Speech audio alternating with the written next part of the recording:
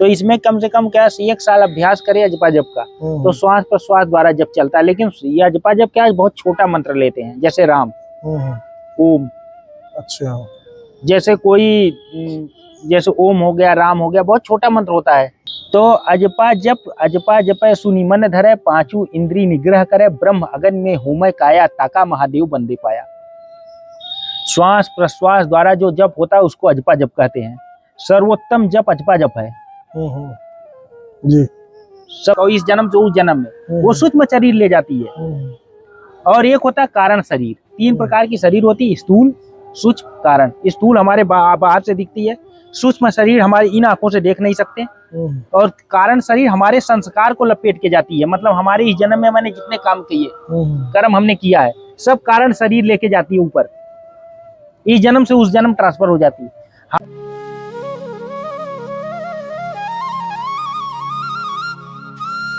राधे राधे। आप सभी भक्त बंधुओं का एक बार फिर स्वागत है आपके अपने चैनल संत यात्रा में। और आप सभी भक्तों का इतना प्रेम दुलार मिल रहा है, उसके लिए बहुत बहुत धन्यवाद। तो आज संत यात्रा में एक और दुर्लभ मूर्ति के दर्शन आप सभी को कराने वाला हूँ। बहुत ही अद्भुत और आनंद में रसमय सत्संग आज होगा महाराज जी के श्री चरणों में चलने के बाद। आप वीडियो को बिल्कुल भी स्किप ना करें और ऐसे ही प्रेम दुलार बनाए रखें। और किशोरी जी कृपा से जो ब्रज धाम में संतों की प्रसादी और सेवाएं चल रही हैं, उनके दर्शन आपको लगातार हो रहे हैं हमारे साथ। तो आइए महाराज जी के श्री चरणों में चलते हैं संत यात्रा के साथ दुर्लभ संत की। जय श्री राधे, जय श्री राधे, जय श्री राधे। तो किशोरी जी कृपा से महाराज जी बार बार हमको अपने सत्संग से अनुग्रहित कर रहे हैं, और आप सभी भक्तों के जो प्रश्न हैं उनको भी मैं महाराज जी तक पहुंचा देता हूं किशोरी जी कृपा से। महाराज जी, आज हमारे एक भक्त का ही प्रश्न था कि जप कितने प्रकार के रहते हैं, क्योंकि पिछली वीडियो में आपने सूक्ष्म रूप से वो बताया था, इसीलिए उन्होंने जिज्ञासा जागृत हुई है उनकी। तो थोड़ा सा कृपा करके बताएं। देखिए, जप क्या है कि एक होता है वाचिक जप जी। वाचिक जप में जैसे हम बोल रहे हैं, आप सुन रहे हो, जैसे हम राम राम राम राम कह रहे हैं, तो आप तक पहुंच रही है आवाज, तो इसको कहते हैं वाचिक जप जी। और दूसरा होता है उपांशु जप जी। उपांशु जप में होठ हिलते हैं, हल्के हल्के कंठ, लेकिन आप सुन नहीं सकते जी, तो उसको कहते हैं उपांशु जप जी। तीसरा होता है मानस जप जी, जो मन द्वारा जपा जाता है। जैसे मन, इसमें मानस जप होता है, मन द्वारा जपा जाता है। इसमें ना ओठ चलते हैं ना कंठ चलता है, मन द्वारा होता है। हाँ, ये क्या है, ये जप क्या है, औरों से श्रेष्ठ है। इसलिए श्रेष्ठ है क्योंकि इसमें मन ही जपता है और मन ही दौड़ाता है लोगों को। मोह माया में फंसाने वाला क्या है, कौन है, मन। और मन ही जब जपने लगता है, एक काम करने लगेगा तो कौन दौड़ाएगा, कोई नहीं। ये क्या है, इस जप से मन एकाग्र होता है।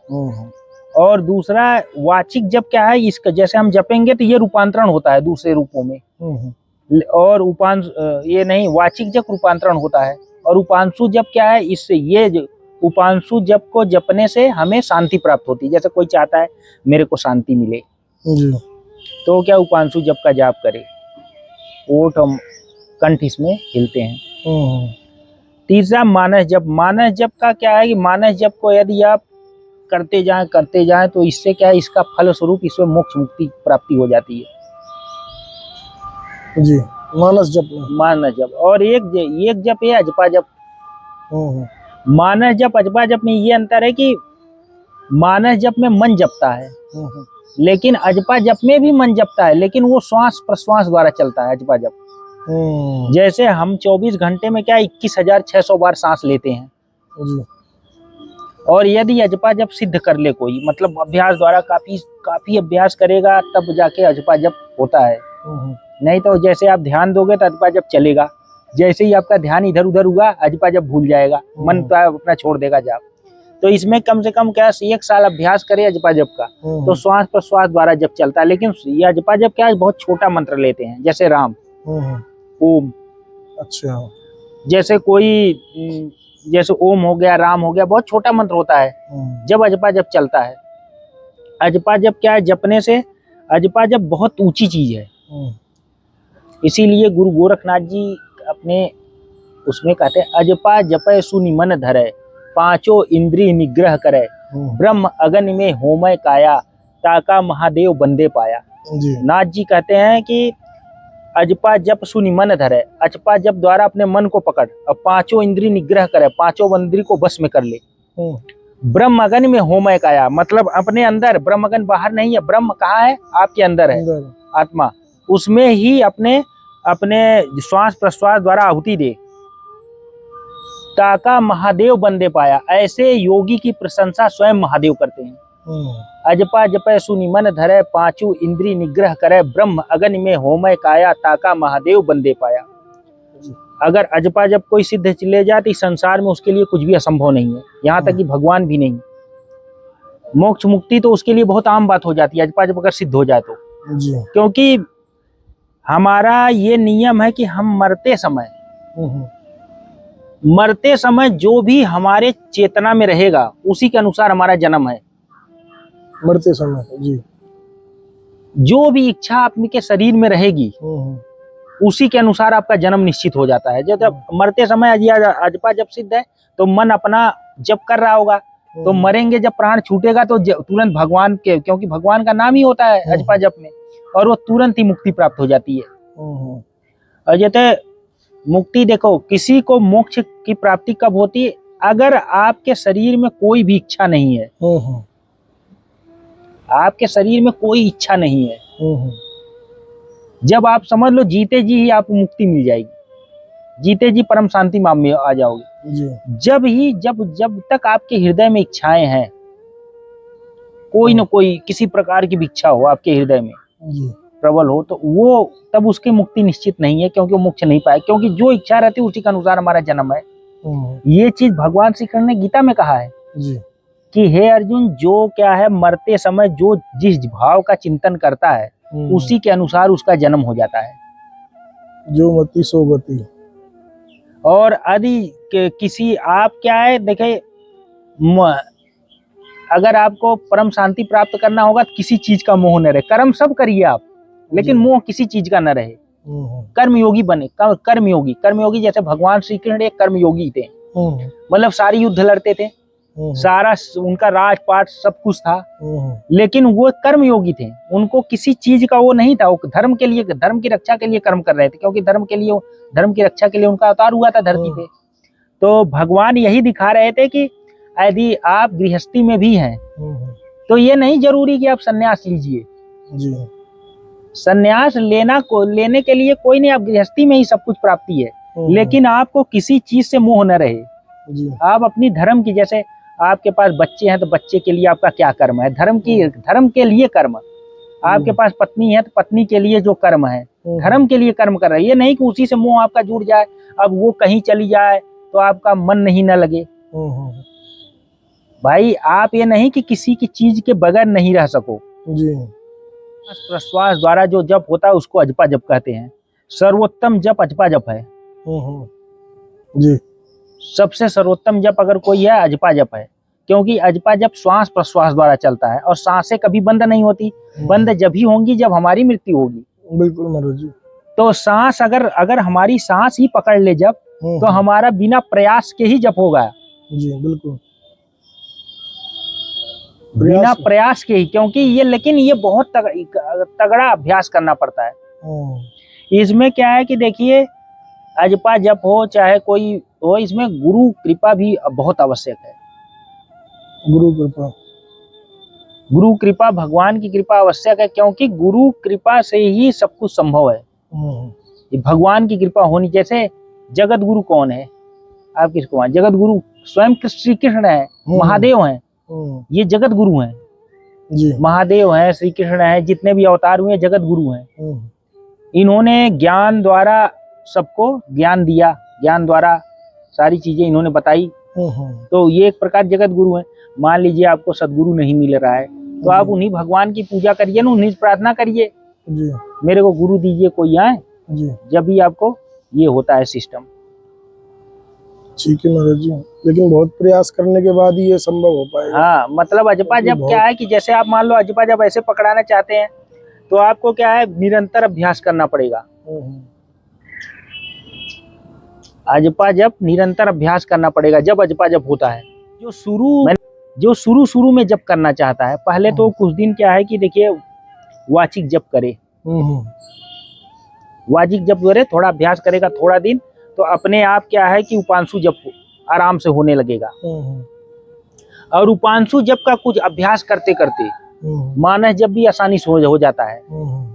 और मानस जप क्या है, मानस जप में क्या श्वास प्रश्वास से मेल नहीं रहता।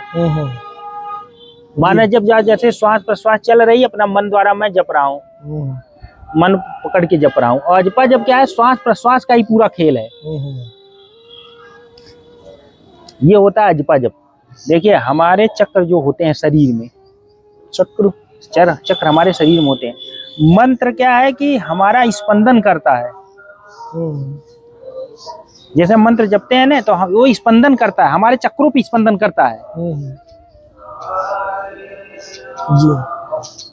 जैसे ओम कहेंगे तो ओम नीचे से ऊपर तक जाता है। ओम एक ऐसा, ये प्रणव है। ओम ऐसा है कि ये इसलिए सब मंत्रों के आगे लगा रहता है, इसकी विशेष योग्यता है क्योंकि ये सातों चक्रों को एक साथ स्पंदित कर देता है। जैसे आप देखिए, ओम कहिए तो नीचे से उसको ऊपर तक आता है। देखिए आप स्वयं आप करिए। जी जी महाराज। और राम जो है, राम कहते हैं राम से बड़ा राम का नाम। राम क्या है, हमारे अनाहत चक्र का बीज मंत्र है जी। अभी राम कहिए, देखिए सबसे ज्यादा यही करेगा। अब कहिए राम, सबसे ज्यादा यही करेगा। अनाहत चक्र पे ही ज्यादा जोर डालेगा क्योंकि राम अनाहत चक्र का बीज मंत्र है। तो हम जो मंत्र जपते हैं ना, वो स्पंदन होता है हमारे शरीर, हमारे चक्रों का जो संस्कार कई जन्मों से प्रारब्ध के जो उसे जमा हुए रहते हैं, उनको स्पंदित करके साफ करता है। वो उनको स्पंदन करता है। स्पंदन मतलब कंपन। वो धीरे धीरे धीरे धीरे धीरे धीरे धीरे वो स्पंदित करता रहता है, जैसे मंत्र जपते करता रहता है, जिससे हमारा क्या अज्ञान अंधकार धीरे धीरे धीरे धीरे दूर होता है। इसीलिए जब क्या करता है हमारे शरीर में, हमारे चक्रों को स्पंदन करता है। तो वो क्या है कि हम स्पंदन करता है तो धीरे धीरे वो अपना अज्ञान का पर्दा हटता है। क्योंकि जैसे जैसे चक्र हमारे सक्रिय होंगे, हल्का भी सक्रिय होंगे, वैसे वैसे हमारा अज्ञान अंधकार मिटता चला जाएगा। ठीक है महाराज जी, चक्रों के विषय में डिटेल एक पूरा सत्संग आप। हाँ, चक्रों के विषय में मैं डिटेल जानकारी एक आपका वीडियो में दूंगा। जी जी जी। जो एक वीडियो जिसमें विस्तृत जानकारी रहेगी।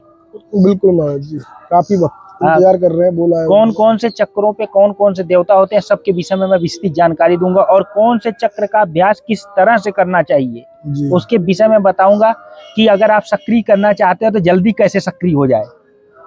अवश्य। एक चक्र अगर आप सिंगल चक्र ले लीजिए, उसको कैसे सक्रिय करेंगे तो उसको अब मैं बताऊंगा। उसको विशेष योग भी बताऊंगा उसमें, ताकि आपको विशेष जानकारी, आप लोगों का कल्याण हो सके। क्योंकि जब तक आपके अंदर का अंधकार नहीं मिटेगा, जब तक आपका कल्याण नहीं होगा। ये जीवन क्या है, बहुत सूक्ष्म है, क्षणिक है। जीवन बहुत बड़ा नहीं है, बहुत क्षणिक है। ये कब बीत जाएगा किसी को पता नहीं। इसलिए पहले तो अपने से ही अपना कल्याण कीजिए, बाद में शक्तियां जब सहायता करती हैं, जब आप अपने से अपना कल्याण करने लगेंगे। ये सोचिए आप कुछ करो ही मत और कहो भगवान ही सब कुछ कर दे, तो आपको कुछ नहीं। आप अभ्यासरत रहेंगे जब शक्तियां आपकी सहायता करने लगेंगी। बिल्कुल महाराज। वो अदृश्य रूप में सब शक्तियां विराजमान हैं, आपको बस दिखती नहीं है क्योंकि आपके अंदर अंधकार है छाया हुआ। संस्कार है नहीं तो आपको मालूम ही नहीं होगा कि हर जगह शक्ति विराजमान है, कण कण में व्याप्त है। देवी शक्तियां पूरे संचालित करती हैं पूरे ब्रह्मांड को, तो हर जगह व्याप्त है। लेकिन ये जब ही आपको अंदर से महसूस होगा जब आप अपने को जागृत करोगे। जी। आप क्या है कि देखिए, कोई मन ही तो है, मन ही वो काम करवाएगा, मन ही पछताएगा। मन ही कोई गलत काम कर देगा, मन ही पछताएगा। तो आप मन को जागरूक बनाइए। मन अगर जागरूक हो जाएगा ना, तो ये अपने आप ही वो चीज छोड़ देगा। जैसे मान लिया आप गलत आदमी कोई पकड़ लिए, छोड़ नहीं पा रहे, तो मन ही तो करवाता है। आप भक्ति अभ्यास द्वारा अपने मन को जागरूक बनाए, चेतन अवस्था में लाइए। जब मन चेतना पकड़ लेगा तो अपने आप ही वो चीज से दूर हटने लगेगा। नहीं तो आप कोई आदत पकड़ लेंगे, उसको छोड़ेंगे ही नहीं, क्योंकि छोड़ेगा ही नहीं मन। आपको मन, आपके मन के बस में आप हैं और मन आपके बस में नहीं है। मन इतना बस, अब सुनिए, मन इतना शक्तिशाली है, मन बहुत पावरफुल है। अब मन की महिमा देखिए, मन ही शक्ति, मन ही शिव, मन ही शक्ति मन ही शिव, मन है 5 तत्व का जीव, और मन को उन्मनावस्था करे, 3 लोक की बाता कहे।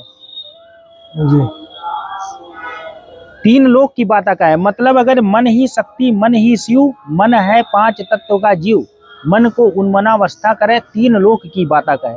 इसका मतलब ये हुआ, मन ही शक्ति है मन ही शिव है, मन है 5 तत्व का जीव, मतलब यही शरीर को नियंत्रित करे रखता है। और मन को उन्मना, अगर अभ्यास द्वारा मन को उन्मनावस्था मतलब ऊपर की ओर, मन को यदि ऊपर की ओर अपने आप बराबर लगाए रहे, उन्मनावस्था में रहे, नीचे गिरने ही न दे मन को, तो वो तीनों लोक उसके, मतलब उस तीनों लोक का रहस्य उसको पता लग जाएगा। मन ही सब बता देगा। मन को सब कुछ मालूम है। मन, यहाँ तक कि मन को ऐसा संसार ब्रह्मांड में कुछ भी नहीं है जहां मन नहीं जानता, सब जानता है वो, लेकिन मन ही परमात्मा तक ले जाता है। जी मन क्या है? शरीर का हिस्सा है, हमारा 6 इंद्रिय है, 5 इंद्रिय, 6 इंद्रिय मन है।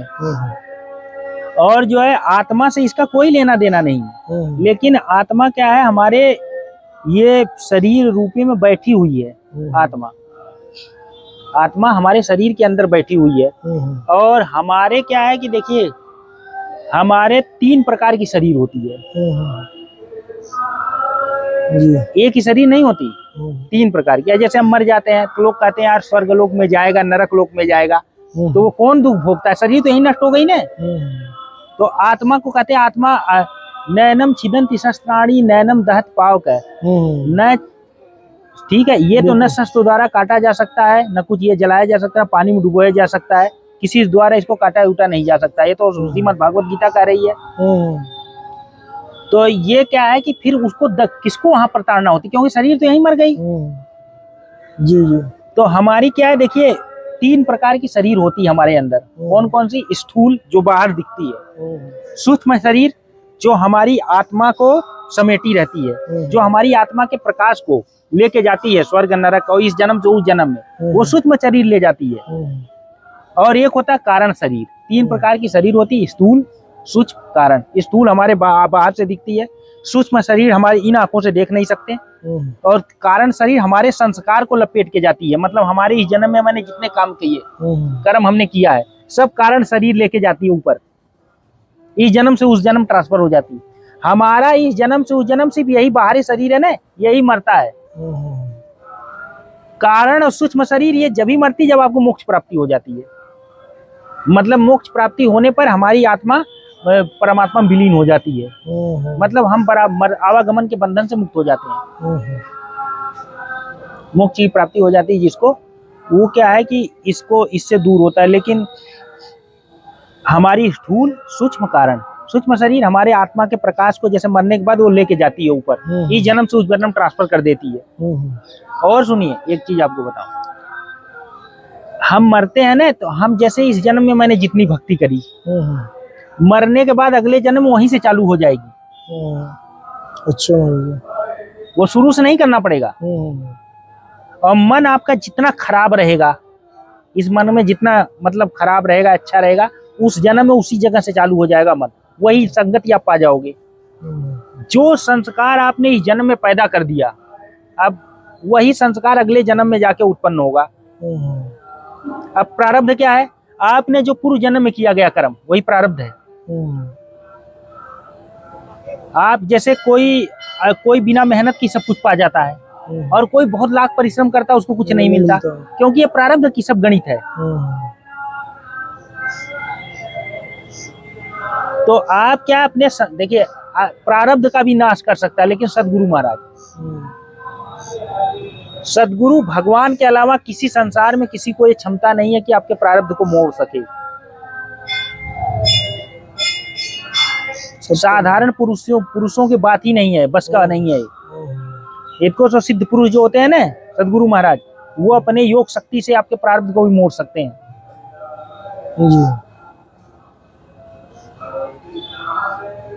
तो हमारे क्या है, 3 प्रकार की शरीर होती है, स्थूल सूक्ष्म कारण। स्थूल शरीर बाहर से आंखों से दिखता है, सूक्ष्म शरीर हमारी बाहरी आंखों से नहीं दिखता, और कारण शरीर हमारे संस्कारों को लपेट के ले जाती है, इस जन्म से उस जन्म ट्रांसफर करती है जी। ये होता है सिस्टम।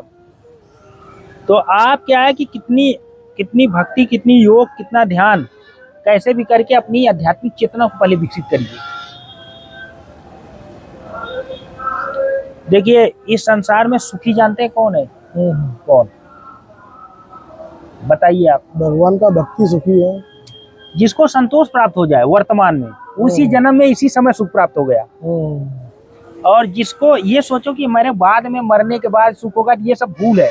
जो वर्तमान में रहता है, जिस आदमी, जैसे वर्तमान में मैं इस स्थिति में हूँ, आप हो स्थिति में, अब इसी समय में किसी तरह वजह से मृत्यु हो जाए, मान लो आपकी आ जाए, तो आप जिस अवस्था में इस समय में रहेंगे, उसी अवस्था में आप अगले जन्म में जाएंगे। जी। तो क्या हुआ कि देखिए आपको संतोष, अगर वर्तमान में आप संतोष प्राप्त हो गए, आपके शरीर में शांति प्राप्त हो गई, तो आपको तीनों लोक में शांति है। जी। संतोष जिसको भी प्राप्त हो जाए ना, तो वो सब कुछ प्राप्त कर गया इसी समय में। और जिसको शांति नहीं है, सब कुछ मिलके भी कोई फायदा नहीं। इसीलिए तुलसीदास जी कहते हैं, गोधन गज धन बाज धन और रतन धन खान, और जब आवे संतोष धन सब धन धूल समान। सत्य।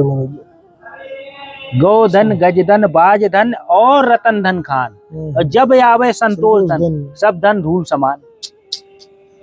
संतोष मतलब ये नहीं कि आप सो जाइए, आप कर्म करिए, धर्म की रक्षा के लिए कर्म करिए, भगवान को समर्पित करके कर्म करिए, तो आप पाप से मुक्त हो जाएंगे। जी। मतलब अगर आप देखिए, अगर आप ये कहेंगे कि मैं करता हूँ, कोई काम कहेंगे मैं करता हूँ, तो उस वही, अगर आप गलत काम कर रहे हैं तो पाप से बधेंगे, और सही काम करेंगे तो पुण्य से बधेंगे। अगर आप पूरे कर्म को परमात्मा में समर्पित होकर कर दीजिए, तो ना तो आप पाप से बधोगे, ना तो पुण्य से बधोगे। बिल्कुल महाराज जी, सत्यता है। लेकिन पूर्ण समर्पण, ये नहीं कि ये मैंने किया, वो काम मैंने किया, आपने किया, तो जो पाप पुण्य हो रहा है आप ही भुगतोगे उसको। संपूर्ण समर्पण होना चाहिए। पाप पुण्य से आप बच सकते हो, लेकिन सारा परमात्मा को समर्पित करिए, उनके बिना पत्ता तक नहीं है। ठीक है महाराज जी, ठीक है। आप सभी भक्तों ने सुना महाराज जी की दिव्य वाणी, और अगले सत्संग में महाराज जी से चक्रों के विषय में अवश्य चर्चा होगी। जैसे आप सभी भाइयों बहनों के प्रश्न भी थे वो लिए जाएंगे, और हम भी मिलते हैं ऐसे दुर्लभ दर्शन के साथ सिर्फ संत यात्रा। ठीक है, धन्यवाद महाराज जी। जय श्री राधे। जय श्री।